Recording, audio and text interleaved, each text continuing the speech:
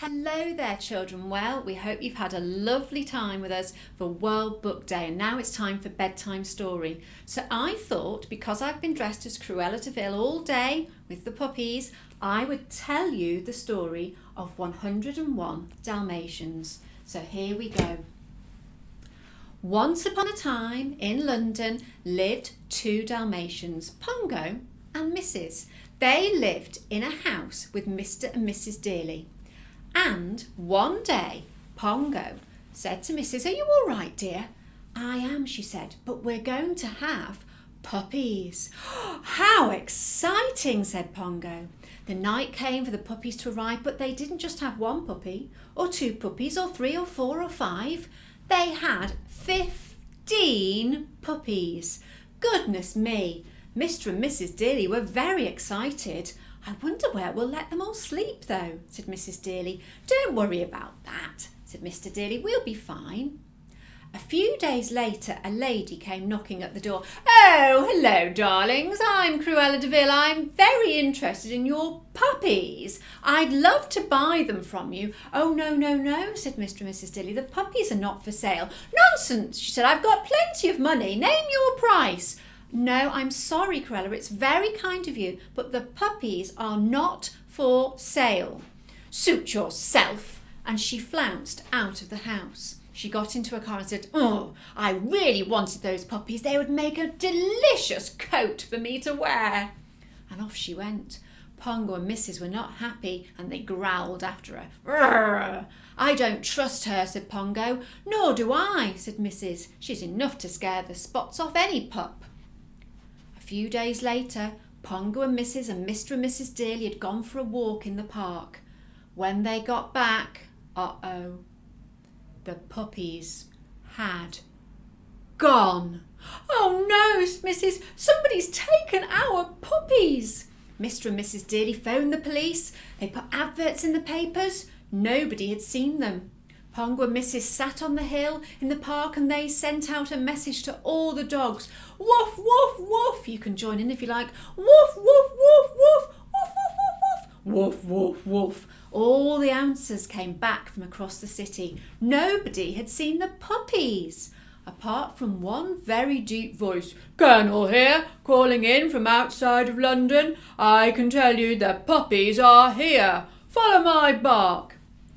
Pongo and Mrs. set off straight away. They ran and they ran and they ran through the night. "Woof, woof, keep coming," said Colonel, and off they went until eventually they arrived at an old house. "Ooh, I don't like the look of this place," said Pongo. "Nor do I," said Mrs. Out came Colonel. "Good of you to come. Come with me," he said, and he led them up into the tower. And when they looked down, they saw the puppies. "They're our puppies," said Mrs. "And not just our puppies. There's lots and lots of puppies. We must rescue them all." "I'm not sure how we're going to get in," said the Colonel, "but leave it with me." He sniffed until he found a way in, and in they squeezed. And they saw two men. They were there to look after the puppies. They actually spent more time watching the television than doing any looking after. But that would work in the dog's favour. "Oh, when's she due to come and get these puppies?" said one of the men. "I don't know. You tell me. I'm getting bored looking after these puppies, though. Come on, let's go and watch some television." "We must get them now, quickly." And so they snuck into the house and started to round up the puppies. But then they heard a voice that filled them with fear. "Hello," said Cruella de Vil. "I'm home. Where are the puppies? There's news everywhere. Everybody's looking for these puppies. The police are involved. I've got to get rid of them now. You must make them into a coat this very night." And off she went. "Oh, no," said Mrs. "We must stop them. They can't make our puppies into a coat." Quick as a flash, they rounded up all of the puppies. There were so many of them, and they said, "We must be really quiet and we must wait until those two men are asleep in front of the television, and then we can sneak out." They waited and waited, and eventually they heard the men asleep. Now, said everybody, and they scampered out of the door and across the fields. Off they went. Oh dear, poor little Cadpig, who was the smallest of the puppies.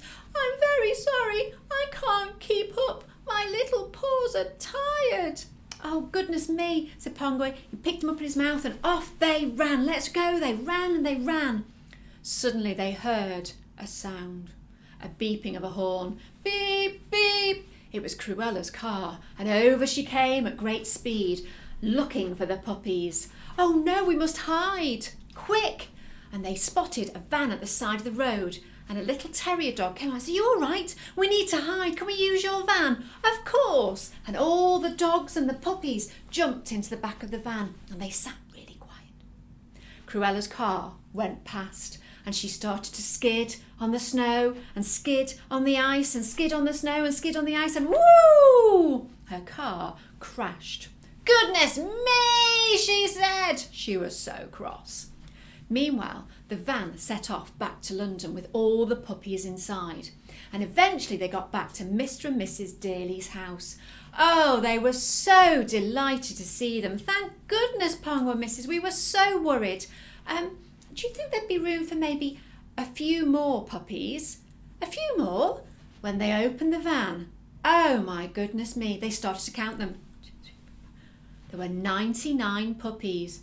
With Pongo and Mrs. that made 101 Dalmatians. The end. Oh, children, we hope you've enjoyed today. We certainly have. And remember, we'll see you another day for EYFS at Home. Take care, everybody.